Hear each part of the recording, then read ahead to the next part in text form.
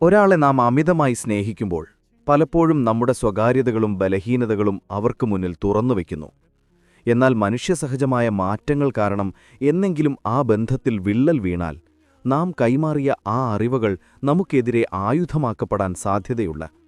അതുകൊണ്ട് സ്നേഹിക്കുമ്പോഴും വിവേകപൂർണമായ ഒരകലം പാലിക്കുന്നത് നല്ലതാണ്.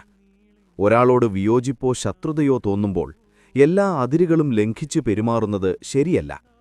കൈപ്പേറിയ വാക്കുകൾ പറയുന്നതിലും പ്രവർത്തിക്കുന്നതിലും മിതത്വം പാലിക്കണം.